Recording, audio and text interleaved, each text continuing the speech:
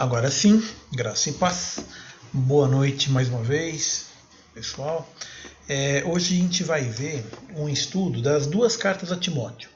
São duas cartas que Paulo escreveu para Timóteo, né? E essas duas cartas, elas são as duas primeiras do que a gente chama de cartas pastorais, porque elas tratam de temas da liderança da igreja, né? Então, Timóteo, vocês devem se lembrar, ele já apareceu em outras situações, ele já apareceu em outros livros, existem outras menções a Timóteo em outras cartas, né? E se vocês se lembram bem, Timóteo ele era um companheiro de Paulo.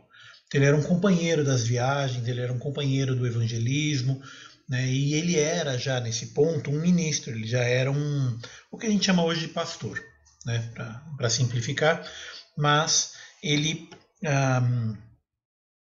era um mestre e acompanhava Paulo, e viveu com Paulo, e seguiu com Paulo nas viagens, e aprendeu com ele, e fundou também, junto com Paulo, algumas igrejas. E essa carta que ele escreve possivelmente entre as duas prisões. Então ele já estava solto, foi depois da primeira prisão, e antes dele ter sido, a primeira carta a Timóteo foi antes dele ter sido preso novamente e levado a Roma. A segunda carta a Timóteo já é depois da prisão. Então a gente vai ver que na segunda carta ele já menciona a prisão. Na primeira ainda não.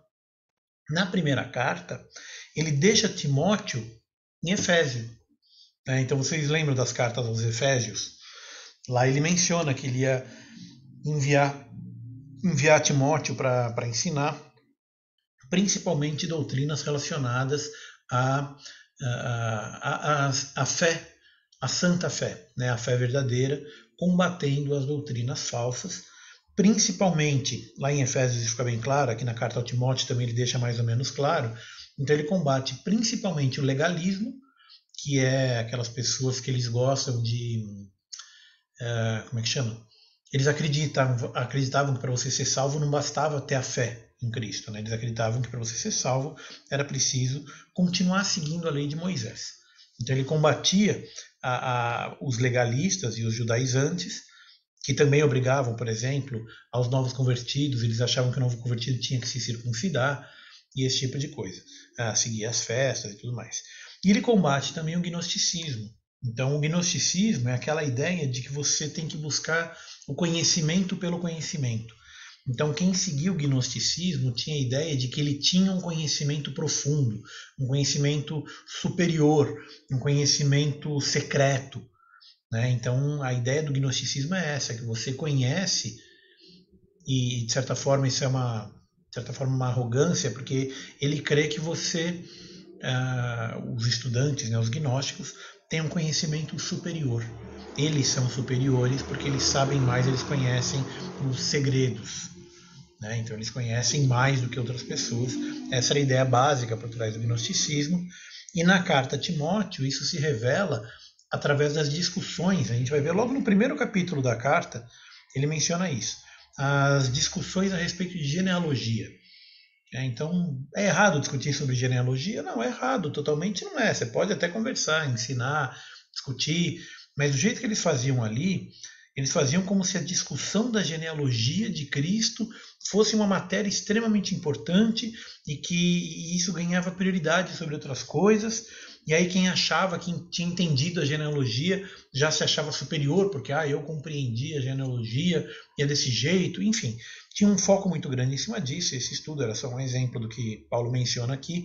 Possivelmente tinha outras coisas que eles também discutiam e tudo mais. Mas a gente vê logo no começo da carta a Timóteo que ele fala: fica longe de vãs discussões, fica longe dessas discussões inúteis de genealogia, esse tipo de coisa, que não leva a nada.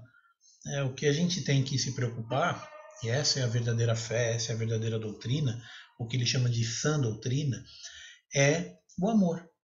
Basicamente é você agir com os outros com amor, é você receber e você dar esse amor, né? Você ter esse amor com outras pessoas, com seus irmãos, com o próximo. E isso é mais importante, você ter uma vida em que o amor de Cristo é demonstrado, é mais importante do que você ter o conhecimento sei lá, da genealogia, ou dos detalhes, ou o cálculo de anos de um para o outro. Até hoje ainda tem gente que vai estudando isso aí, não, porque sei lá, de José até Moisés foram 400 anos, de Moisés até Davi foram 400 anos, de Davi até não sei o que lá foram 400 anos, então agora o fim do mundo vai ser em 1437. Sei lá. Até hoje tem esse tipo de cálculo, né? O pessoal vai na Bíblia e tenta achar números na Bíblia, tenta achar alguma lógica científica, algum código secreto. Isso, de certa forma, é o gnosticismo e isso existe até hoje. Tem um livro, ele saiu acho que na década de 90, década de 80, década de 90 mais ou menos. Eu lembro desse livro porque eu cheguei a ler um pedaço dele, que ele chama O Código da Bíblia. Não sei se vocês já ouviram falar desse cara aí. Esse livro ele tratava exatamente disso, porque na escrita hebraica, cada letra tem uma representação numérica. Então, por exemplo, o Aleph, que é o A, é o número 1. O Bet, que é o B, é o 2, e assim por diante. Eu não lembro todas as letras de cabeça, mas ele tinha lá, cada letra tem uma representação numérica. E o cálculo que eles fazem é assim também, não é o número romano. Quer dizer, hoje em dia já é o numeral romano, mas antigamente eles faziam cálculos usando letras. Então você tem letras que representam números. E daí tira que até hoje ainda tem gente que joga o texto bíblico hebraico no computador e tenta achar associações e códigos e mapas numéricos e sequências numéricas coincidentes, enfim. Então, assim, eles querem buscar um significado profundo que não é evidente, um significado secreto, um significado. E daí vem a ideia do gnosticismo, né? Você conhecer a mais do que deveria. Só que com isso você acaba se perdendo, né? Você acaba perdendo o seu tempo, dedicando tanto o seu tempo a adquirir o conhecimento pelo conhecimento, que você acaba não aplicando o conhecimento principal, que é justamente o amor, né? O amar ao próximo como a si mesmo, que é um conhecimento claro, óbvio, aberto. Jesus falou isso claramente, os apóstolos falaram claramente, Paulo falou isso claramente, mais de uma vez. Então, assim, a gente não deve perder tempo, e isso é um tema central na carta, né? A gente não deve perder tempo com vãs discussões e com esse tipo de coisa, mas a gente deve se focar, e aí sim, Paulo ele faz uma lista das coisas que a gente deve se focar, de como que um presbítero, como que um líder, como que um diácono, como que um homem, uma mulher, um servo devem se portar na vida cristã, na igreja, dentro ou fora da igreja. Então essa é a ideia básica das duas cartas, mais especialmente a primeira, porque a segunda ela trata também da questão da vergonha de estar preso, né? A vergonha do evangelho, se a gente pode colocar dessa forma, né? Na verdade é o contrário, não é vergonha nenhum você ter sido preso pelo evangelho. Então ele trata do poder também, de que Timóteo deveria ter esse poder. Timóteo possivelmente era uma pessoa tímida ou alguma coisa assim, porque a gente não... Paulo ele dá algumas recomendações nesse sentido, né? Que você não deve se deixar abater pelos que acham você muito jovem, ou pelos que você acham que você não tem conhecimento suficiente, né? Não se deixa bater, combate esses caras, vai com poder, né? Usa o poder de Deus, de Cristo, para poder falar com eles. Então ele trata dessas questões também, tanto do aspecto prático de Timóteo, pessoalmente, né? Então ele fala sobre Timóteo.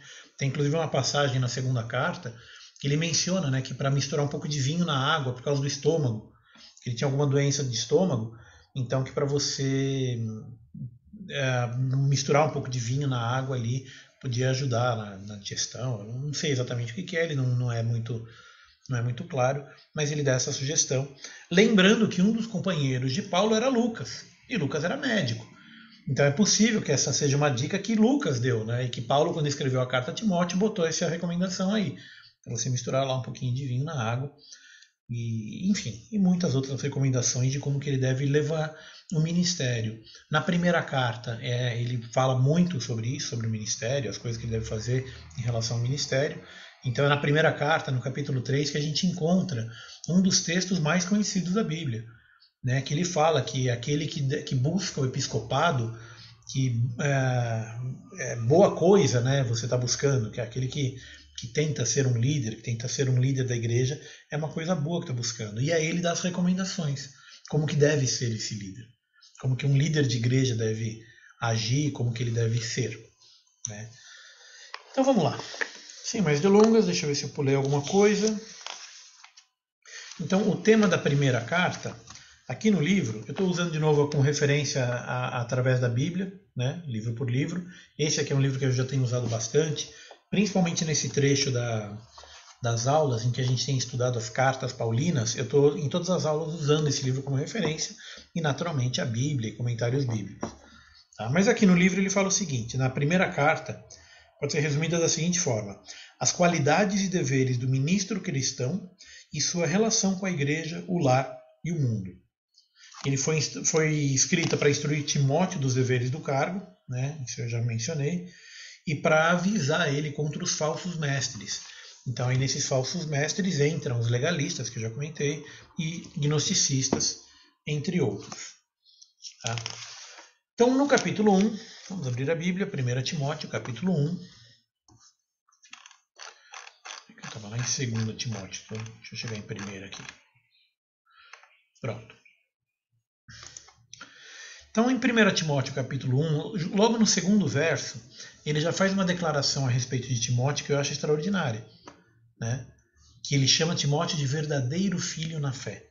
Capítulo 1, verso 2. Timóteo é o verdadeiro filho na fé. Eu acho isso muito legal, né? Porque é um reconhecimento público, é um reconhecimento que existe, quer dizer, que perdurou, olha quanto tempo, né? A gente está em 2021 e a gente já sabe que Timóteo era o cara. Né? Ele é um verdadeiro filho na fé. A gente vê referências de Timóteo em Atos 16:1, vocês gostam de anotar também, ele menciona ali, né? Aqui é quando ele conhece, em Atos 16:1, é quando conhece Timóteo. O texto de Atos 16:1 diz o seguinte: chegou também a Derbe e a Listra, Paulo chegando, né? A Derbe e a Listra, e havia ali um discípulo chamado Timóteo, filho de uma judia crente, mas de pai grego. Dele davam bom testemunho os irmãos em Listra e Icônio. Então aqui é quando ele conhece a Timóteo, né? Quando ele chega em Listra. E aí, em várias outras passagens, Paulo menciona Timóteo, inclusive quando ele fala, estou te enviando Timóteo, quando ele fala para os Efésios, né? Vou enviar vocês a Timóteo, não sei o que, ele vai levar a carta aí, vai conduzir, etc. E aqui, logo no verso 3, ele menciona, né? Quando eu estava de viagem, rumo da Macedônia, te roguei que permanecesses ainda em Éfeso, para demonstrares a certas pessoas. Então aqui foi quando ele envia, né, Timóteo à igreja de Éfeso, justamente para admoestar. Né? Admoestar é repreender ou dar avisos a respeito de coisas ruins que a pessoa estava falando, a fim de que não ensinem outra doutrina. Então estou lendo aqui no capítulo 1, verso 3. Deixa eu até compartilhar, que eu estou lendo, mas não estou compartilhando. Peraí.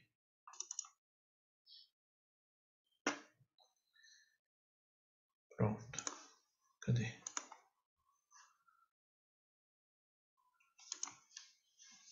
Aqui, achei.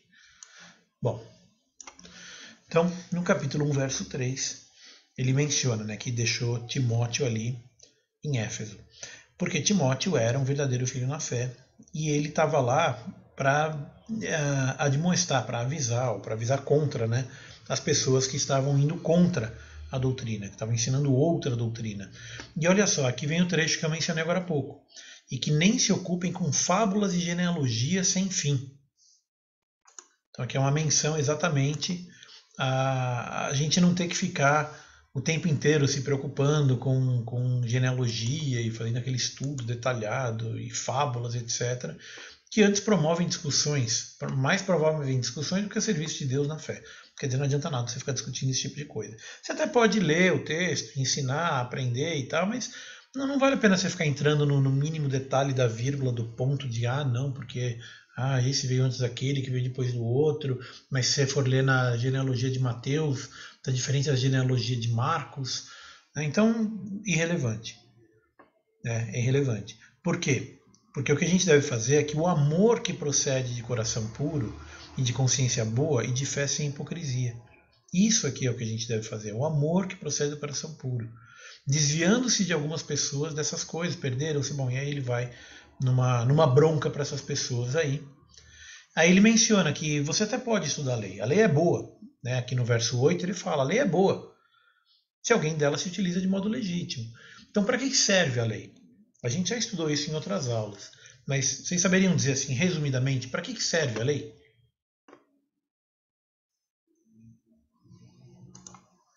Por que a lei foi colocada para a gente?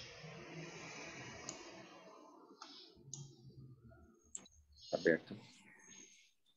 Para cumprir?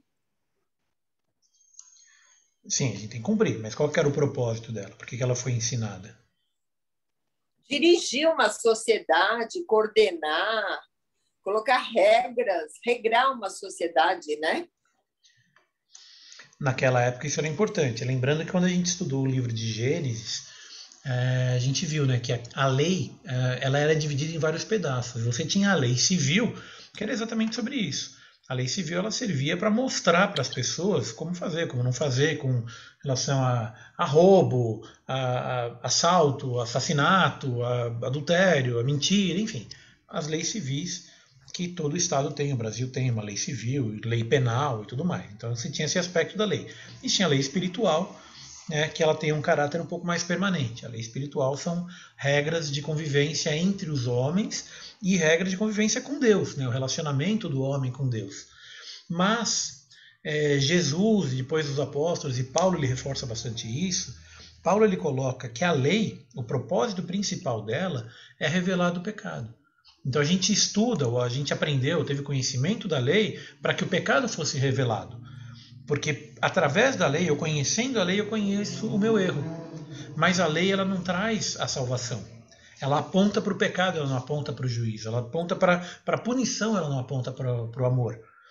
Marília, faz tempo que eu não te vejo por aqui, seja bem-vinda. Então, aqui o que ele menciona em Timóteo, a gente está lendo aqui o texto. Obrigada. Estava até com saudade de vocês aqui.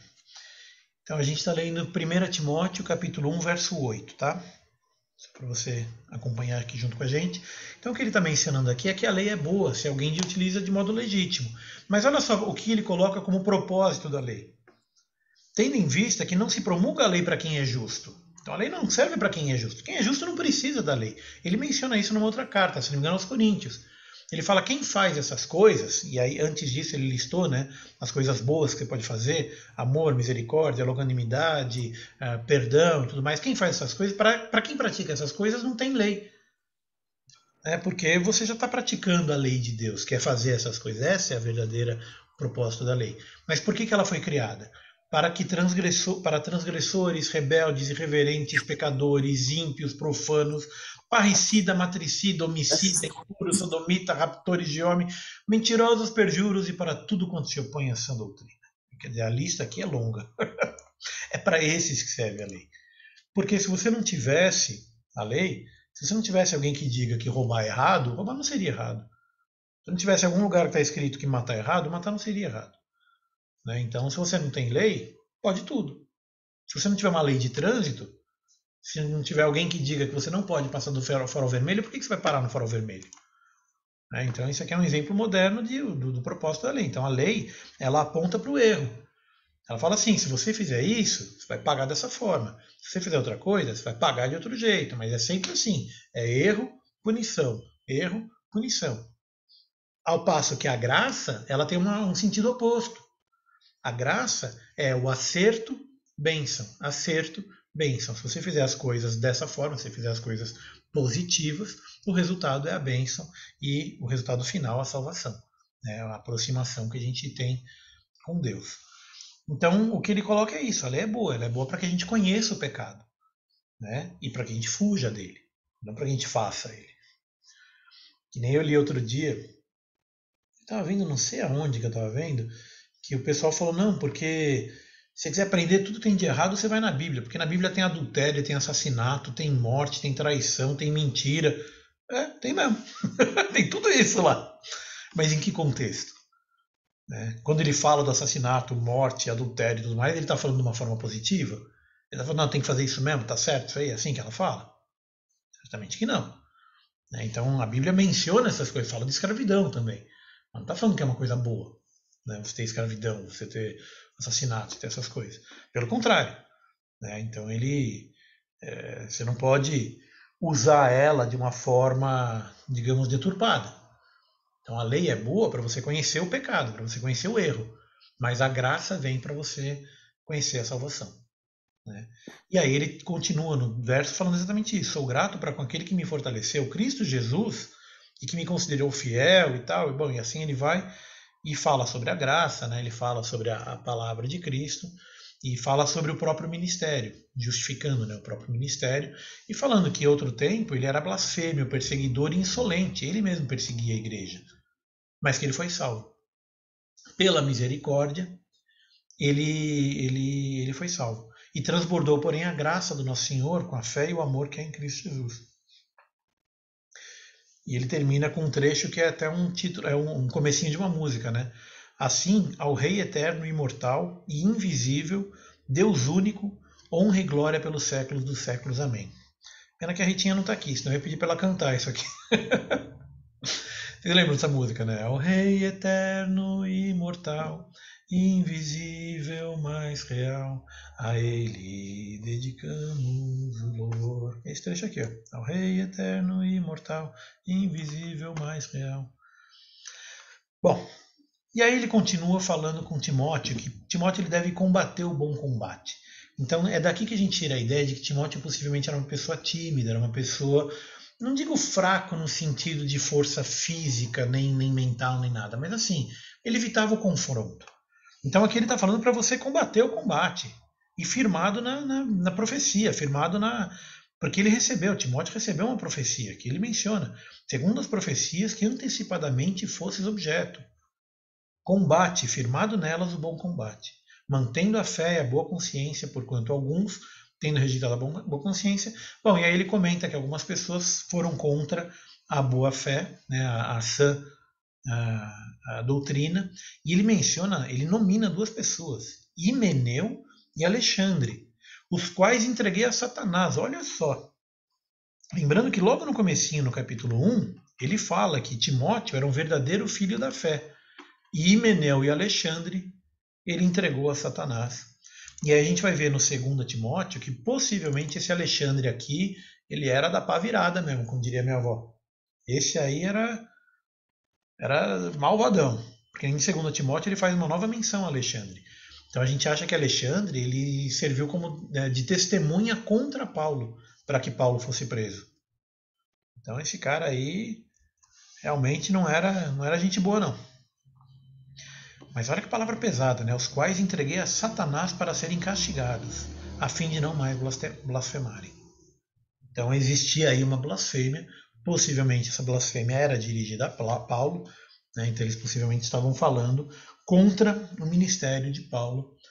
Tá? A gente não tem mais detalhes, mas pelo contexto da obra, pelo que Paulo fala também nas outras cartas, a dedução clara é de que Himeneu e Alexandre acusavam a Paulo de estar blasfemando contra Deus, dizendo que Cristo era Filho de Deus, de que Cristo é o Salvador, de que Jesus era o Cristo. Então eles achavam que isso era uma blasfêmia e possivelmente acusavam a Paulo de estar sendo um herege, um blasfemo e tudo mais. Tá? Bom, mas nesse contexto ele fala, antes de tudo exorto que use prática de súplicas e orações, intercessões, ações de graça em favor de todos os homens, e em favor dos reis e de todos os que se acham investidos de autoridade, para que vivamos vida tranquila e mansa, com toda piedade e respeito. Esse trecho aqui, ele é fundamental, não só naquela época, mas ele é fundamental na nossa vida. Eu grifei o trecho aqui, mas eu não estou compartilhando a tela. Isso aqui está em 1 Timóteo, capítulo 2, verso 2. Tá? Grifa aí na tua Bíblia, guarda, faz um meme disso aí, já deixa guardado no celular, já deixa guardado no teu computador, porque está chegando a eleição e a gente vai precisar disso aí. Então, assim, não sei quem vai ganhar, não sei quem vai perder. Não sei se é bom, se é ruim, se eu gosto, se eu não gosto, isso é irrelevante. A ordem é em favor dos reis, e no plural, e de todos que se acham investidos de autoridade. A gente deve orar por esses rapazes, por esses senhores ou senhoras. Por quê? Está claro aqui, para que vivamos uma vida tranquila e mansa. Então a gente deve orar para que estes reis, seja lá quem for, tá? Não sei se você gosta, se você é da esquerda, se é da direita, se você gosta de um, se você gosta do outro, isso é irrelevante. A gente deve orar por quem ganhar. Porque aquele que ganhar é aquele que vai governar a gente, você gosta ou não. né? Então a gente deve orar para que ele seja justo, seja honesto, que seja cuidadoso e que cuide da população, né? De novo, não importa se é na escala municipal, estadual, federal, a gente deve orar pelos nossos governantes, para que Deus dê a eles sabedoria, prudência e justiça, enfim, para que eles sejam bons governantes. Porque eles sendo bons governantes, nós teremos, como consequência, uma vida tranquila e mansa, com toda piedade e respeito. E por quê? Porque isso é bom e aceitável diante de Deus, que deseja que todos os homens sejam salvos e cheguem a pleno conhecimento da verdade. Isso aqui é a continuação no verso 3. Né?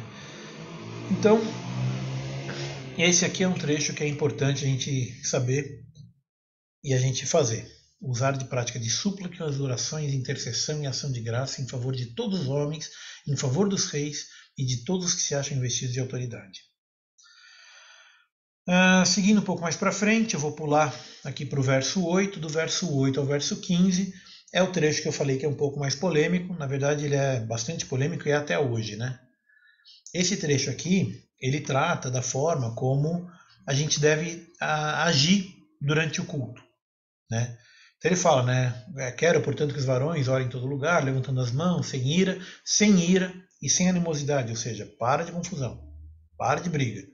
Lembrando que no começo ele já tinha falado sobre isso. Ele falou, olha, vocês estão se envolvendo em vãs discussões, vocês estão com essas discussões inúteis de analogia, não sei o quê. Então, quer orar? Levanta a mão e ora, mas sem briga, sem ira e sem animosidade. Deixa eu compartilhar a tela aqui. Eu fico dando Alt Tab e eu esqueço de compartilhar.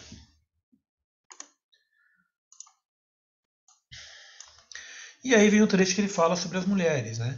De mesma sorte, a partir do verso 9, que as mulheres em traje decente se ataviem com modéstia e bom senso, não com a cabeleira, blá blá blá blá blá. Ele vai falando sobre como a mulher deve se vestir, né? E no 11 a mulher aprende em silêncio com toda submissão. Esse trecho aqui é complicado. Como que vocês já estudaram isso aqui alguma vez? O que vocês já ouviram sobre esse pedaço aqui? Né? O verso 11 e o verso 12 de 1 Timóteo, capítulo 2. O que vocês já ouviram a respeito desse aqui? Como é que a gente interpreta esse pedaço?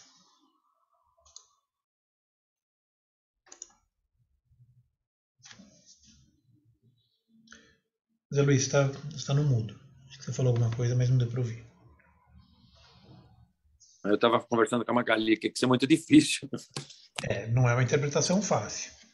É polêmico também. Né? Polêmico. E até hoje, né? Eu, inclusive, vi outro dia um meme, e era uma piada ironizando os cristãos, usando esse trecho. Porque eu não lembro qual que foi a conversa ali, acho que eu não conheço as pessoas envolvidas. Eu vi um meme a respeito disso. Que uma mulher fez um comentário, não sei o que lá, que as pessoas têm que ser assim, eu tenho que ser assado.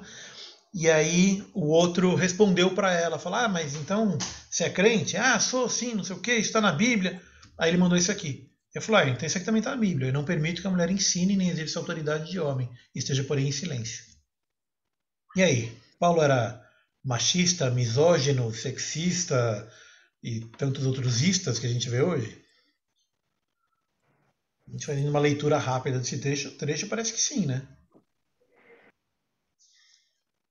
Não, Renato, não foi o Renato que estava explicando outro dia sobre o papel do homem na sociedade naquela época, que eles ficavam discutindo em praça pública e naquela época as mulheres não ficavam presentes e que isso teve um grande impacto quando a igreja se formou, porque a princípio eles tinham um grande poder, né, na sociedade, e eram eles que tinham a voz em qualquer ambiente, mas não quer dizer que eles mereciam ser os líderes, porque senão não havia Débora como juíza. Não foi o Renato que estava falando isso outro dia? É que eu vejo às vezes outras coisas e aí fico meio confusa. Mas eu lembro que o irmão Renato já comentou alguma coisa sobre isso. Não, eu comentei alguma coisa quando a gente falou em Coríntios sobre um negócio parecido com esse. Sobre o véu e sobre como as mulheres deveriam se portar na igreja. Paulo também, aos Coríntios, ele faz um comentário. Mas ele não é tão enfático quanto ele faz aqui em Timóteo. Você está correta quanto à afirmação, né? Então você já deu um spoiler, já deu a resposta e está certa. Mas não fui eu que fiz, não. Tá? Essa menção a Débora, acho que você viu em alguma outra pregação. Mas está correto isso, quer dizer, Deus, ele não faz distinção entre homem e mulher, e a gente vê essa frase exata, Deus não faz distinção entre homem e mulher, inclusive em cartas de Paulo. Paulo escreve isso. Deus não faz essa distinção de homem, mulher, rico, pobre, escravo ou senhor. Então não tem essa distinção. Para Deus todos são iguais. Né? E a gente tem muitas mulheres ao longo inclusive na Bíblia, em muitas passagens da Bíblia, em que mulheres foram instituídas de poder e que mulheres eram líderes. Então, o exemplo de Débora é um bom exemplo. Esther, Ruth, até mesmo como é que chama? A avó de Cristo lá. Oh, meu Deus, me fugiu o nome agora. Aquela mulher que ajudou os espiões judeus quando eles entraram na Terra Prometida. Raabe, isso, que ajudou eles a descer pela janela. Então, assim, Raabe também teve um papel fundamental na história. Maria Madalena, enfim. Tem tantos exemplos de mulheres com papéis de importância na Bíblia. E Paulo especificamente, não só na Bíblia em geral, mas Paulo especificamente, muitas vezes ele reforça a importância e o valor da mulher, tanto no ministério dele como no ministério geral de Cristo. Então a gente tem várias passagens em que Paulo menciona agradecimentos e elogios a mulheres. Inclusive aqui na carta ao Timóteo, ele elogia a mãe e a avó de Timóteo, né, falando que elas eram mulheres boas. Em outras cartas ele menciona, me fugiu agora o nome, mas acho que tem a referência aqui, ele faz menções, quer ver? 1 Pedro, Gênesis... Não tem a referência aqui. Onde que eu vi essa referência? Eu perdi agora o texto, mas ele tem referências, inclusive quando ele foi fazer visita a outras igrejas em Listra, em Derbe, que tem um ministério, é isso que eu estou tentando lembrar, o nome da mulher, me fugiu o nome dela, mas tem uma mulher que tinha um ministério na casa dele, que recebeu ele, que ajudou ele, e que era uma líder de ministério. E a gente tem outras passagens, por exemplo, Miriam, quando eles atravessaram o Mar Morto, né, a irmã de Moisés, ela fez lá uma canção, fez um poema, ela fez lá uma declaração pública, e ela era a auxiliar próxima, né, de Moisés durante todo o projeto, durante todo o processo, né, da saída do Egito até a chegada da Terra Prometida, ela estava junto, enfim. A gente tem muitos outros exemplos na própria Bíblia do papel de relevância da mulher, do papel da importância da mulher.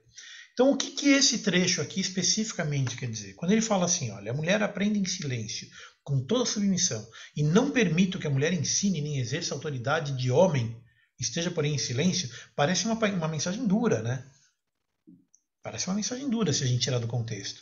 Mas aqui, vamos lembrar qual que é o contexto. Aqui, ele tinha enviado Timóteo para a igreja de Éfeso. E vocês lembram como é que estava a igreja de Éfeso? A gente já fez esse estudo da carta aos Efésios. A igreja de Éfeso era uma igreja legalzinha, que estava tudo bem lá, estava tudo legal? Era uma bagunça, né? Você tinha brigas, tinha confusão e tal. E sendo uma igreja grega, ela tinha a questão também dos costumes gregos no culto, né? No culto e na vida civil. Então ele começa falando do traje. Ele fala, as mulheres em traje decente. Então não é para ficar com aqueles trajes todos elaborados, cheios de ouro, de pérolas. Aqui ele está falando a respeito da vaidade, ele está falando a respeito do orgulho, ele está falando a respeito da arrogância. Então quando ele fala para você se vestir de uma forma em traje decente, o que ele está falando aqui é para você se vestir modestamente. Né? Não ir na igreja todo adornado de ouros e pedras e pérolas e tal. Mas o ponto aqui não é tanto o enfeite, porque tem gente que usa esse texto e fala, não, você não pode pendurar brinco, você não pode usar colar, você não pode se enfeitar. Não é esse o ponto. Você pode se enfeitar, você pode usar brinco, pode usar maquiagem, pode usar colar, não é esse o ponto. O ponto é não ter o exagero. O ponto é você não fazer isso, tipo você ir na igreja parecendo uma perua saltitante, toda cheia de penas para todo lado. Entendeu? Você fazer uma coisa de forma modesta, de forma moderada. E esse é um conselho que ele dá, não é só para mulher, não. Se a gente vai ver aqui na própria carta, um pouquinho mais para frente, que ele fala isso para o Timóteo. Para o Timóteo ele fala, para você agir com modéstia, para você agir com moderação, para você seguir uma linha de bom senso. Né? Então esse é um ponto importante. O outro ponto em relação ao silêncio é por causa de um costume que tinha na época, que vamos supor, sei lá, está pregando. Né? Imagina se o pastor Ricardo ele sobe lá no púlpito, começa a pregar, aí o povo começa a gritar no meio do culto. Eu acho que quando ele fala assim para agir em silêncio, é muito mais no sentido de você respeitar o momento e a sobriedade do culto.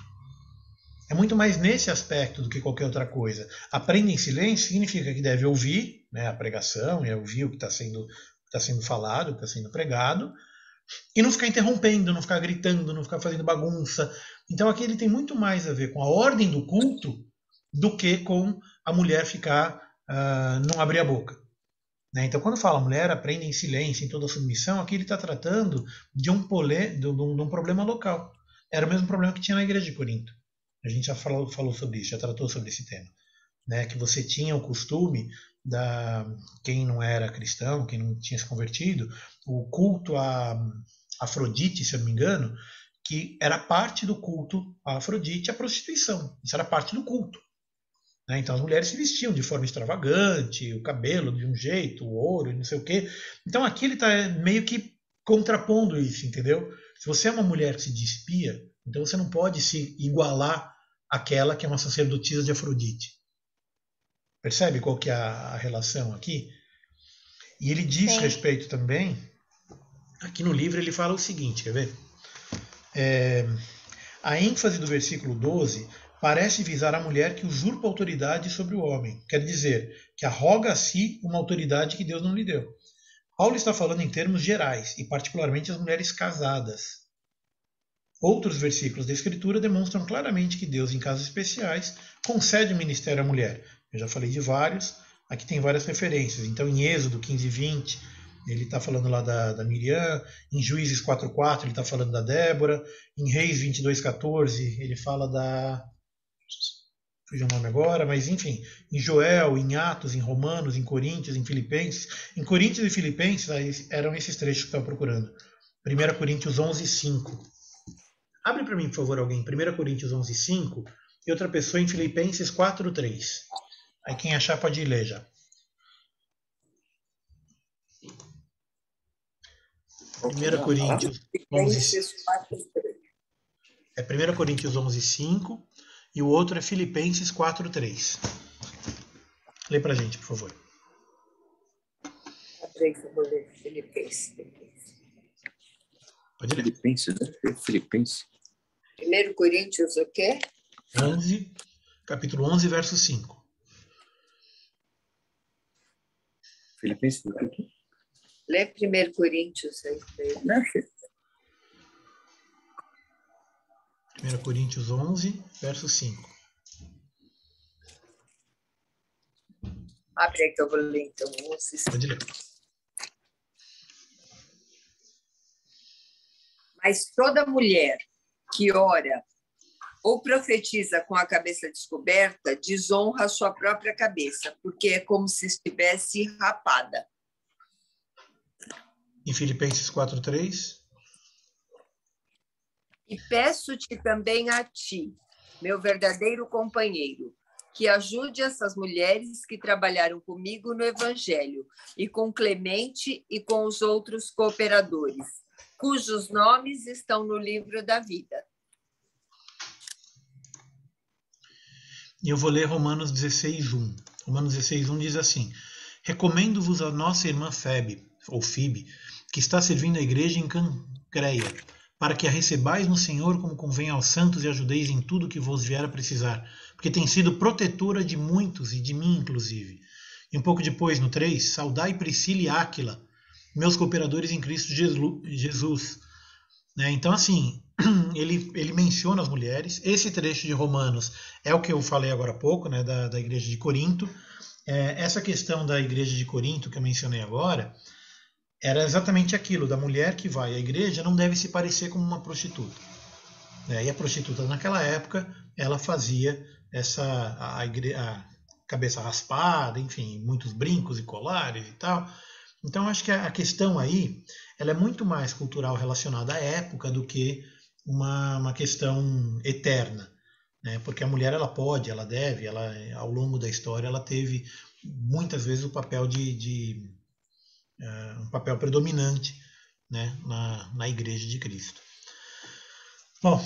Renato, Diga. Eu estou lendo aqui, num comentário que eu achei no Google, Uhum. aquilo que você já falou, né? Que Paulo escreveu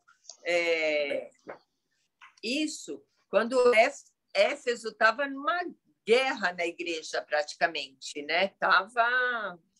A igreja estava decaindo, né? Ele precisava conservar, levantar, né? Voltar ao primeiro amor à igreja. E aí que ele escreveu essa ordem de não ensinar, ficar em silêncio, para a igreja de Éfeso, né? Como uma maneira de impedir, mitigar, evitar que as mulheres que se deixavam enganar pelos falsos profetas ensinassem, falassem errado e ainda ocupassem posição de autoridade. Era mais especificamente para essas mulheres, né? Não para as mulheres que professavam uma fé verdadeira, sincera, temente a Deus, né? Mas, de qualquer forma, ele precisou generalizar aí na carta. Então, mais ou menos, né? Porque era uma carta que ele estava escrevendo para Timóteo, era uma carta pessoal que ele escreveu para ele, para ajudá-lo a manter o controle sobre aquela igreja. Então foi uma coisa bem pontual, né? Então não é uma coisa assim que a gente pode pegar, tirar do contexto e generalizar, né? Que a mulher não pode ensinar, né? Não é esse o ponto. O ponto aqui tem muito mais a ver com a ordem de culto. É para você não atrapalhar o procedimento, a liturgia, não ficar gritando, não ficar fazendo barulho, e não tirando autoridade, né? Porque Timóteo, como eu mencionei agora há pouco, ele possivelmente era uma pessoa pacífica, né? De certa forma até passivo. Então, se alguém desafiava ele acabava ficando quieto. Então aqui ele está falando também disso, né? De você não exercer autoridade, você não se achar maior, melhor, ou querer, enfim, ensinar o que não deve. Bom. E quando eu disse generalizar, eu não quis dizer que era para todas as circunstâncias. Ele precisou não especificar só para as mulheres que criam nos falsos profetas, né? Então ele precisou deixar essa carta aí para que ele orientasse a todas as mulheres assim, né? Não somente as que visivelmente estavam indo por um caminho errado, né? Uhum. Porque diga. Não, eu acredito nessa linha também, né? Eu sigo a tua linha também. Eu acho que é uma coisa que foi pontual e que foi necessário para aquela igreja naquela época daquele jeito, né? Sim. Assim como em Corinto ele fez a mesma coisa. Em Corinto ele falou sobre o véu, falou sobre a cabeça, cobrir a cabeça e tal. Mas aqui eu acho que o contexto geral é que você deve agir como cristão, né? Não agir como uma pessoa do mundo, como uma pessoa do mundo faria.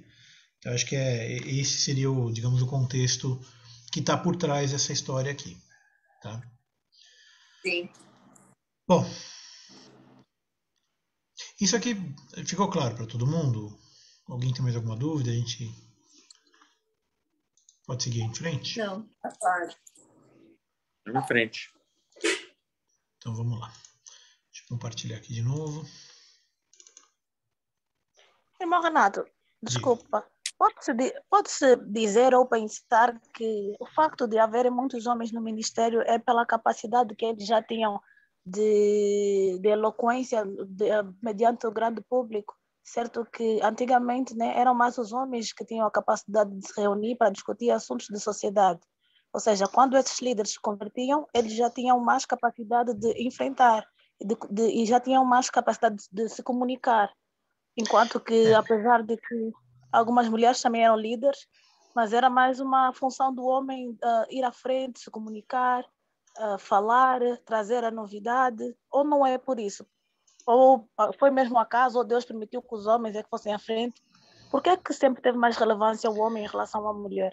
Então, eu acho que é uma questão muito mais histórica do que religiosa, tá? Porque, historicamente falando, o homem sempre foi aquele que saiu para caçar, saiu para lutar, saiu para defender. Então, ele sempre teve mais aquela atividade muito mais de força e de luta e de poder, né?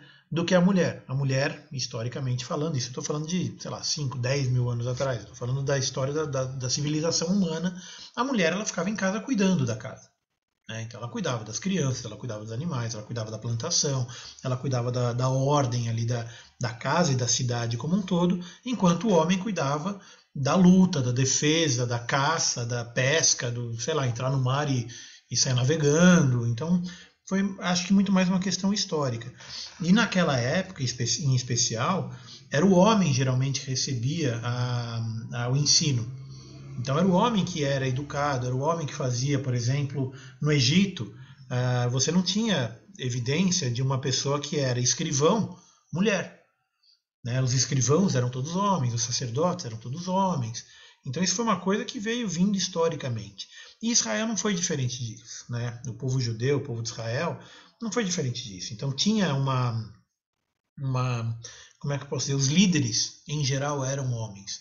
Ainda que nós tenhamos evidências de alguma sociedade em que você tinha uma liderança feminina, eram poucas, eram as exceções. Né? Isso no mundo inteiro, em todas as sociedades, você pegar até uma tribo na Amazônia, né? O pajé, o líder, é um homem. Né? Se pegar uma tribo lá na Austrália, também é a mesma coisa. Se pegar um cara na África, também é a mesma coisa.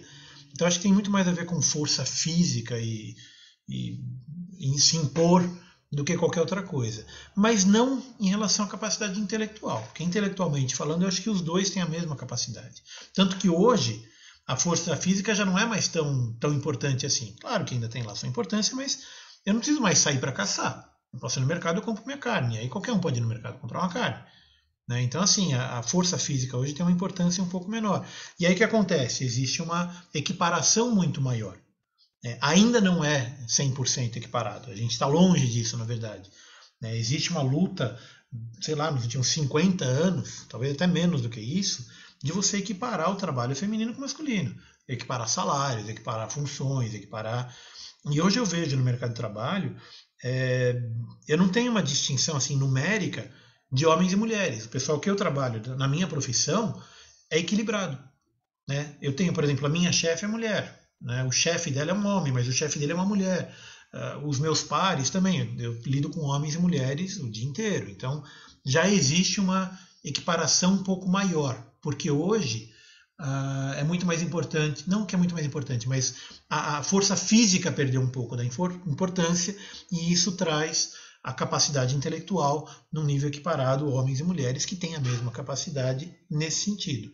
A capacidade física, o homem tem um pouco mais de força, a mulher tem mais destreza, agilidade, enfim, cada um dentro da sua capacidade, dentro da sua função, mas historicamente eu acho que tem mais a ver com isso, tem mais a ver com o ensino e as pessoas, os homens, eles aprendiam mais, ensinavam mais e, portanto, você tinha, por exemplo, uma retórica melhor porque o cara aprendeu a retórica, ou uma filosofia melhor porque o cara aprendeu a filosofia, enquanto isso a mulher estava cuidando da casa.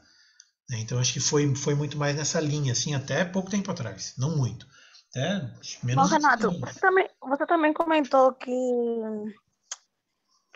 na época de Éfeso, ele frisou a questão de elas não se vestiram ou não se comportarem de maneira que as outras mulheres se comportavam no templo de Afrodite. Só que o que eu vejo muito hoje em dia é que a igreja não está mais pregando, tipo, venha como estás e se transforme. Ou seja, está pregando, venha como estás, permaneça como estás. Durante muitos anos, nós criticamos os católicos por fazerem isso, por deixarem pessoas cômodas, por deixarem pessoas parasitas dentro da igreja. O que é que mudou durante esse tempo? Por que é que nós agora também estamos a agir dessa forma? É bem complicado. Essa é uma pergunta difícil. Tá? Eu não tenho uma resposta fácil, não tenho uma resposta rápida. O que eu tenho é uma opinião. É que é uma dúvida que eu tenho, sabe, que às vezes eu fico É. sentida, que eu estou vendo que estamos, tipo, muitos de nós estão indo para o ralo por conta disso. E é Viemos como triste, é estamos e estamos verdade. permanecendo, não estamos fazendo um sacrifício. Eu não me Mas importo mais que o irmão Renato está ensinando. Ou seja, quando eu não me importo com isso já é um pouco preocupante. Sempre não me importo. O conteúdo tá disponível no YouTube. Eu não me importo. Não me importo com o que o pastor Ricardo posta. Não me importo com o que a irmã Magali fala. Não me importo em me transformar. Quem sou eu? O que eu estou fazendo nesse grupo? É isso que às vezes eu me pergunto quando nós não viemos como estamos e permanecemos como estamos. E, e já não estou vendo as pessoas cobrarem disso. Não é que a cobrança é uma ofensa, é que quando a gente tem um filho, a gente quer que o filho melhore. Ou quando a gente ama alguém, queremos que essa pessoa se transforme. O que aconteceu conosco? Paramos no tempo. Não O estamos referindo a ele, crescimento, estamos referindo assim ao geral, né? Na teologia hoje em dia. o crescimento ele é parte do conceito do cristão, né? Você não basta você ficar, eu aceitei Jesus, acabou, morreu aí o assunto. Não acabou aí é só o começo. Né? Você deve evoluir. Isso é uma coisa que eu tenho falado também em várias aulas e repetir mais uma vez, que amanhã eu tenho que ser melhor do que hoje. Hoje eu tenho que ter sido melhor do que ontem. Né? Então eu tenho que estar sempre querendo progredir, sempre querendo evoluir, sempre querendo melhorar. E como é que eu melhoro? Eu melhoro em aspectos morais, eu melhoro em aspectos de mentais, eu melhoro nesses aspectos de me portar de uma forma mais decente, de agir, de falar de forma decente, enfim. A melhoria ela deve ser contínua. Né? Eu não posso simplesmente me satisfazer com aceitei Jesus, estou salvo, acabou, não preciso fazer mais nada. Está errado isso. Né? Em relação à tua primeira pergunta, eu tenho uma sensação de que é parecida com isso mesmo, mas o ponto aí é que os líderes, a liderança em geral, e digo aí da igreja no mundo, tá? Eu não estou falando no Brasil, estou falando no mundo. Você consegue mais gente na tua igreja se você cobrar menos. Uma igreja que pega mais a questão do pecado e que prega a respeito ou contra o pecado é uma igreja vazia. Porque as pessoas não querem ouvir o pecado. Eu não quero ouvir o meu erro. Eu quero ouvir que Deus vai me abençoar. Então as igrejas que estão mais cheias hoje são aquelas que falam, vem buscar a sua bênção. Deus vai te abençoar. Deus veio aqui e vai te trazer, porque a promessa de Deus é que você vai ser abençoado. Então essa é a pregação moderna, essa é a pregação que a gente ouve hoje. A gente não ouve a pregação de que você deve abandonar o pecado, a gente não ouve a pregação de que você é um miserável, e que você não é justo, e que você não merece a salvação. A gente não ouve mais isso. Mas está na Bíblia, está escrito. Né? Quer dizer, a salvação não é pelo que eu faço, não é pelo que eu sou, não é pelo que eu creio. A salvação é pela fé. A salvação é pela graça. Não é pela minha ação, não é pela minha obra. Então a gente deve... O problema é quando você prega isso, a igreja esvazia. Porque a pessoa vai lá buscando o que Deus pode me dar. Eu estava tendo uma conversa dessa com o pastor Ricardo outro dia, que foi um negócio, foi mais ou menos essa linha. Que existe uma tendência de que você não vai mais, hoje em dia, você não vai mais na igreja para adorar ao Deus. Você vai na igreja porque Deus vai te abençoar. Quer dizer, você não vai entregar o culto de adoração, você vai para receber. Essas igrejas, gente. Né? Deus vai te abençoar. Você me dá R$50, Deus vai te devolver 500. Você vem aqui e faz uma oferta de fé, Deus vai te abençoar. Você vem aqui e entrega teu carro, você vai receber não sei o quê. Né? A tua empresa vai progredir. Então, assim, existe uma tendência hoje em dia, e isso não é só Brasil, tá? Que fique bem claro, isso é no mundo inteiro. Há um cristianismo fácil, um cristianismo papinha, sabe? Paulo fala sobre isso, fala, olha, o que eu estou te entregando não é mais papinha, eu estou te entregando uma comida sólida, não é mais... Porque quando você era menino, você recebia a comida de menino, agora você não é mais menino. Então você não deve mais, você deve entender, né? Você deve aprender o que é ser homem, o que é ser um adulto. Mas hoje em dia, e eu acho que isso foi ao longo da história toda, a pregação ela sempre foi muito fácil. Né? A pregação sempre foi muito... Eu brinco, às vezes eu falo que a gente vai na igreja do Deus me dá, né? É Deus me dá. Não é Deus, eu vou te levar ao meu culto, eu vou te adorar. Não, é Deus me dá. O que Deus pode me dar hoje? Qual que é a minha bênção? Eu vou lá buscar a minha bênção. Porque Deus falou que vai me abençoar. E aí não importa se a tua vida está bem, se está mal, se você está em pecado, se não está em pecado, se você está agindo conforme ou não está agindo conforme. Eu vou lá buscar minha bênção, porque Deus falou que vai me abençoar. Então, quer dizer, tem algumas atitudes que a gente deve largar, que a gente deve abandonar. O pecado a gente deve abandonar. Né? E você quer sua bênção? Você quer merecer a tua bênção? Aí sim você tem que merecer ela. Né? Você tem que agir de forma a merecer a tua bênção. Né? A salvação você ganhou pela fé, mas a bênção você precisa merecer. Né? E fazer não por obras, mas em si mesmo, quer dizer, você ser uma pessoa melhor, agir de forma melhor, deixar o pecado, abandonar, principalmente essa questão, abandonar o pecado. Isso não é pregado hoje em dia, né?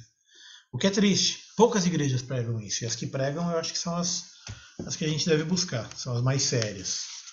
né? Enquanto a igreja estiver só falando Deus vai te abençoar. E olha, não entenda errado, eu acho que Deus vai, tá? Eu não estou falando que Deus não vai. Eu não estou falando que você não vai ser abençoado. Não é isso. O que eu estou dizendo é que quando a gente vai à igreja, a gente deve levar a nossa adoração.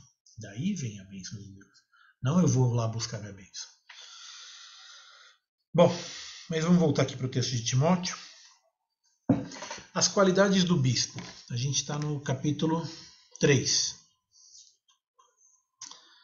Então aqui, eu não vou ler todo ele, mas isso aqui, acho que é legal ler todo ele sim, porque isso aqui é um ponto principal aqui da carta. Então eu vou ler esse trecho aqui, de 3:1 até o 12, tá? Isso aqui é uma lista de coisas que alguém que deseja ter alguma posição de liderança na igreja deve seguir.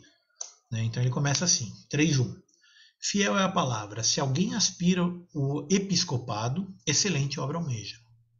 Episcopado aqui no sentido de quem deseja ter uma posição de liderança, quem deseja pregar, quem deseja ser um mestre, ou um professor, ou enfim, quem deseja ter alguma... servir na igreja, né? Lembrando que aquele que é o maior é o que serve mais. Então quem deseja servir a igreja, excelente obra almeja. E é necessário, portanto, que o bispo seja irrepreensível. E aqui, de novo, entendam bem esse trecho. Aqui não está falando de bispo no conceito católico moderno que a gente tem hoje. O bispo aqui é alguém que está numa posição de liderança dentro da igreja local. Tá? Então ele precisa ser irrepreensível, esposo de uma só mulher, temperante, sóbrio, modesto. Olha o modesto aqui. Lembra que eu falei, né, que ele dá essa recomendação também para o Timóteo. Esse modesto tem o sentido também de você seguir o caminho do meio, você não ser extravagante, não ser, enfim. Temperante, sóbrio, modesto, hospitaleiro, apto para ensinar, não dado ao vinho, não violento, porém cordato, inimigo de contendas e não avarento, e que governe bem a própria casa, criando os filhos sob disciplina, com todo respeito. Pois se alguém não sabe governar a própria casa, como cuidará da igreja de Deus? Não seja neófito. Neófito é novo na fé, né? Alguém que foi recém-convertido, não deve estar em posição de liderança na igreja, ele não pode ser neófito, para não suceder que se ensoberbeça e incorra na condenação do diabo. Né? Porque você pode... A pessoa começa a se achar, se a gente for usar o termo moderno, um neófito que é colocado numa posição de liderança rapidamente começa a se achar. Não, porque eu sou o cara, eu sou bonzão, eu sou o cara. E aí ele acaba se ensoberbecendo e incorre na condenação do diabo. Pelo contrário, é necessário que ele tenha bom testemunho dos de fora, a fim de não cair no opróbrio e no laço do diabo. Semelhantemente, e aí primeiro ele estava dando conselho aos bispos e agora ele está dando conselho aos diáconos. No capítulo 3, verso 8. Semelhantemente, quanto aos diáconos, é necessário que sejam respeitáveis de uma só palavra, não inclinados a muito vinho, não cobiçosos de sórdida ganância, conservando o mistério da fé com consciência limpa. Também sejam esses primeiramente experimentados, ou seja, não neófitos, e se mostrarem irrepreensíveis, exerçam o diaconato. Da mesma sorte quanto a mulheres, é necessário que sejam elas respeitáveis, não maldizentes, temperantes e fiéis em tudo. O diácono seja marido de uma só mulher e governe bem seus filhos, a própria casa, da mesma forma como ele falou sobre o bispo, pois os que desempenharem bem o diaconato alcançam para si mesmos justa preeminência e muita intrepidez na fé em Cristo Jesus. Então tá aqui, isso aqui é meio que o resumo da carta. Né? Esse aqui é o motivo pelo qual Paulo escreveu a Timóteo, e ele está aqui ensinando a Timóteo como ser um líder da igreja, ele está ensinando a Timóteo como liderar. Tá? Esse aqui é um resumo que vale até hoje. Né? Então são conselhos que a gente dá para o bispo, para os diáconos, né? Para as mulheres, para quem desempenha bem o diaconato. Tá? E aí ele espera, e aí ele continua, né, na carta. Peraí, antes de eu passar para frente, deixa eu só fazer um último comentário. Repara que ele menciona duas vezes o vinho, né? Ele fala não dado ao vinho, no caso do bispo, e no caso do diácono ele fala não inclinado a muito vinho. Então aqui ele não está falando que você não deve beber nada, ele está falando que você não deve beber muito. Em outros trechos ele fala a mesma coisa, que você não deve se embebedar, você não deve ser... como é que chama? não deve beber demais, né? Por que eu estou falando isso? Porque o ponto é que não é errado beber vinho, o errado é você beber muito vinho. E aqui ele fala nos dois casos, não dado ao vinho e que não seja inclinado a muito vinho, não cobiçosa, etc. Bom, seguindo aqui em frente, ele menciona no capítulo 4 a apostasia que vai acontecer nos últimos tempos. E, assim, eu pessoalmente, enquanto mim mesmo, eu posso dizer que eu tenho a sensação de que esse negócio aqui já está começando, viu? Posso estar muito enganado, mas dá uma olhada nas características que ele dá sobre a apostasia. Capítulo 4, verso 1. Ora, o Espírito afirma expressamente que nos últimos tempos alguns apostatarão da fé, por obedecerem a espíritos enganadores e a ensinos de demônios, pela hipocrisia dos que falam mentiras e que têm cauterizado a própria consciência, e que proíbem o casamento e exigem abstinência de alimentos que Deus criou para serem recebidos, por ação de graça, etc, etc, etc, pois tudo que Deus criou é bom e recebido com ação de graça, nada recusável. E aí um pouco mais na sequência, cadê? Na segunda carta ele fala um pouco mais sobre o final dos tempos. Aqui ele termina falando, né, que você... Conselhos que ele dá, né, para você manter o amor, manter a pureza, não ser negligente, e assim por diante. Eu queria passar rápido para a segunda carta, para a gente poder ver. Não, mas tem bastante coisa para ver aqui ainda. Então, vamos deixar a segunda carta para a próxima aula. Eu vou terminar só a primeira, tá bom? Pulando aqui o trecho que ele fala aqui do 3 até o 16, ele fala sobre as viúvas.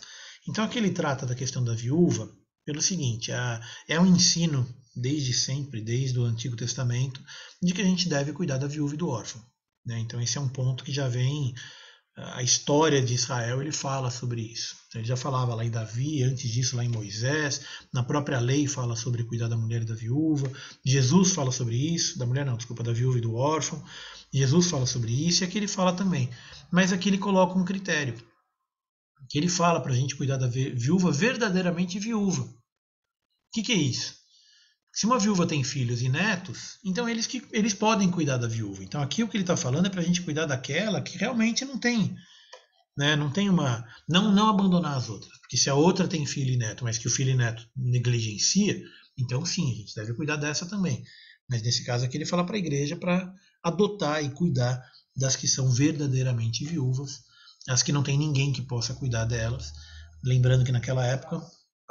para você comer, você tinha que plantar e colher. E uma pessoa com mais de 60 anos, ainda mais uma mulher com mais de 60 anos, não tinha força para isso. Então ela não conseguia comer, né? Ela praticamente ficava abandonada se não tivesse ninguém que cuidasse dela. Então o ponto era exatamente esse. E ele faz uma recomendação interessante, que ela tenha mais de 60 anos. Cadê onde é que ele fala? Aqui no verso 9, que conte ao menos 60 anos de idade e que tenha sido esposo de um só marido. Então ele põe um critério de fidelidade aqui e de idade. Por quê? Porque quem tem menos de 60 anos pode casar de novo. Basicamente essa é a ideia. Então uma viúva com menos de 60 anos, o marido morreu, ela pode casar de novo. Então a igreja tem alguma responsabilidade com ela, mas um pouco menos, porque ela pode ter um marido. Tá? E no 14 ele fala isso, né? Quero, portanto, que as viúvas mais novas se casem, criem filhos, sejam boas donas de casa, né? Enfim, que elas tenham uma vida, que elas recuperem, né? Uma vida de família. Né? As mais novas. As mais velhas não tem jeito, então a gente tem que cuidar mesmo e pronto. Que mais? Fala sobre os presbíteros, que são merecedores do salário, né? Pois a Escritura declara, não amordeceis ao boi, quanto pisa o trigo. E ainda, o trabalhador é digno do seu salário. Então ele fala que o trabalhador ele é digno de receber um salário. O presbítero, o bispo, o pastor, enfim, quem trabalha na igreja não é desonra que a gente pague um salário para eles, né? Até os músicos, enfim.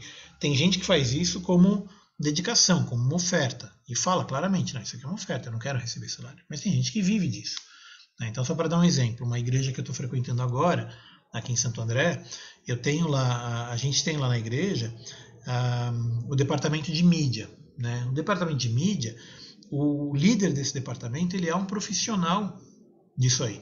Ele é uma pessoa que ele trabalhava profissionalmente com eventos e filmagem de eventos e tudo mais, e conhece muito enfim, de estruturar, né, som, imagem, vídeo, projeção, ele entende muito disso. E ele era uma pessoa que é um profissional, ele vive disso. Então, era uma opção da igreja, você simplesmente aceitar o tempo que sobra dele, o tempo disponível, ou contratá-lo. E a igreja decidiu por contratá-lo. Então, a pessoa que cuida da mídia da igreja é uma pessoa que é contratada para isso. E ele se dedica praticamente todos os dias. Ele dificilmente tem um dia vago ali, porque todo dia tem algum evento, alguma coisa, e ele está lá todos os dias e cuida da internet, das projeções, do vídeo, do online, enfim. E é uma coisa que é normal que a gente faça, né? Então, alguém que se dedica exclusivamente à igreja, ela é merecedora de salário.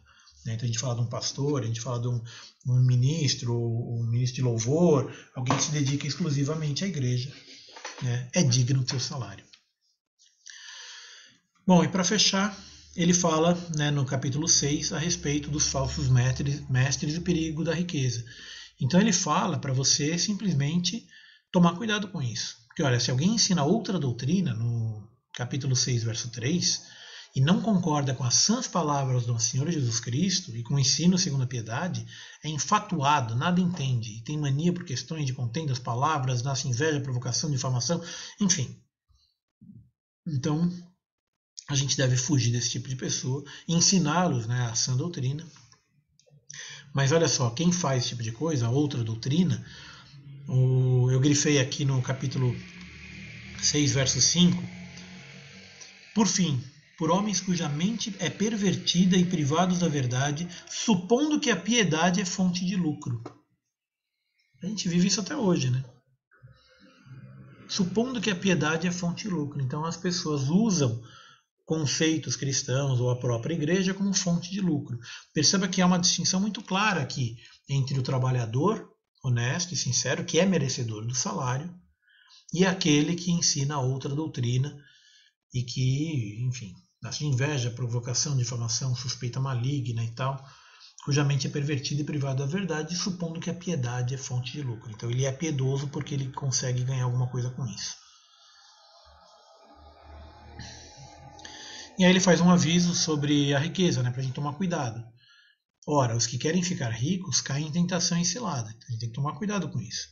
Né? Que a gente deve querer o que comer e o que vestir. Tendo sustento e com o que vestir, estejamos contentes. Ele fala aqui no verso 8. Tendo sustento e com o que nos vestir, estejamos contentes. Ora, os que querem ficar ricos caem em tentação e cilada. E aí pode cair na ruína e perdição. Porque o amor do dinheiro é a raiz de todos os males. Então perceba, aqui de novo, o ensino é o seguinte. Não é errado você ser rico. Né? É errado você amar o dinheiro acima de outras coisas. Você ter a cobiça, você ter você desejar mais o dinheiro, é o dinheiro pelo dinheiro. Né? É aquela coisa, o quanto mais tem, mais quer. Então é contra isso que ele está falando. Então, a gente deve almejar, obviamente, ter uma vida boa, uma vida confortável, mas tendo com sustento e tendo com que nos vestir, estejamos contentes. Isso aqui é o básico. Tendo isso, a gente tem que estar contente. O que vier mais é lucro. Tá? Mas que a gente não deve buscar ficar rico. Porque tem um risco aí. Você pode cair em tentação e em cilada. E aí, finalzinho, ele dá a dica, né? Tu, porém, ó homem de Deus, foge dessas coisas. Antes segue a justiça, a piedade e a fé. O amor, a constância e a mansidão. Combate o bom combate da fé. Estou lendo aqui no verso 11, tá? 11 e 12. Toma posse da vida eterna, para a qual também foste chamados, e que fizeste boa confissão perante muitas testemunhas. Né? No 14, que guardes o mandato imaculado, irrepreensível, até a manifestação do nosso Senhor Jesus, quando ele voltar, a gente não sabe quando vem, mas para você permanecer irrepreensível.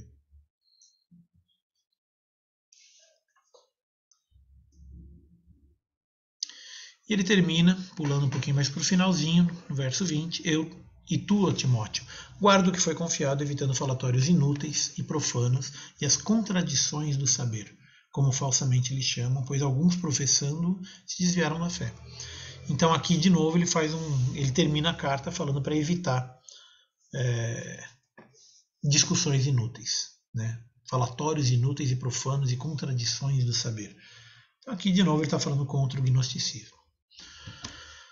Bom, então a gente encerra aqui a primeira carta.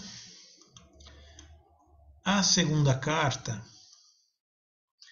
é legal a gente fazer uma aula sobre ela, tem bastante coisa para falar aqui, não vou tentar entrar nela agora não, porque a gente já passou de 1 hora.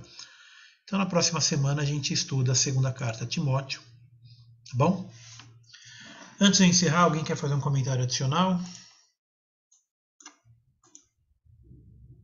Perguntas, dúvidas? Tranquilo? Então, para os que são diáconos aqui na aula, você viu que tem recomendações para vocês também, né? Então, fica ligeiro ali que tem lá as dicas e sugestões e recomendações de como ser um bom diácono, como ser um bom bíspero. Bíspero não, eu ia falar presbítero junto com bispo. Um bom presbítero, um bom bispo. E, em última instância, um bom cristão, né? A gente deve buscar essas coisas também. Em primeira instância, né? Em primeira instância, exatamente. Bom, vamos encerrar? Alguém quer orar para a gente encerrar? Eu pedi para o Zé Luiz orar na entrada. Quem quer orar para a gente na saída? Alguém se voluntaria? Eu vou ter que chamar pelo nome. Eu oro. Então, ora. Senhor, meu Deus, meu Pai, em nome do teu Filho Jesus, nós te agradecemos, Senhor. Te agradecemos por esse dia, por tudo que vivemos, porque até aqui nos ajudou o Senhor. Te agradecemos, Senhor, pela vida do Renato, que tem estudado a tua palavra para nos ensinar e tem verdadeiramente nos passado, Senhor, a tua palavra em verdade. Nós temos aprendido e, Senhor, que nós possamos guardar no coração cada um dos detalhes que nós temos aprendido, Senhor, para não pecar contra Ti. Porque nós sabemos, Senhor, que muitas vezes nós erramos e pecamos por falta de conhecimento da Tua palavra.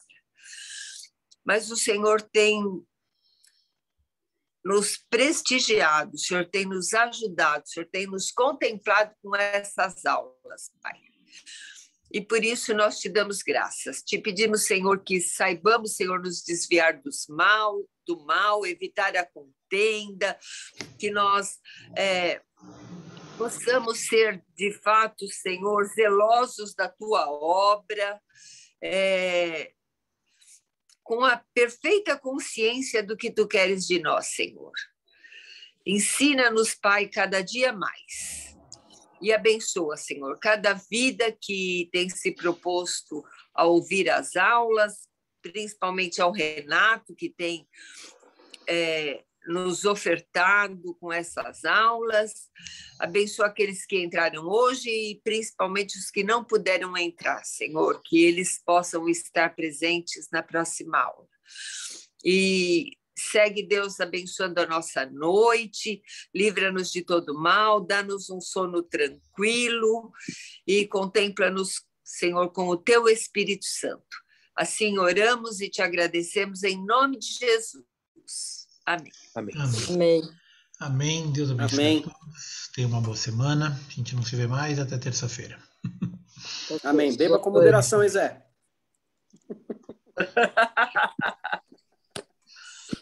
Boa noite. Boa noite, valeu. Paz.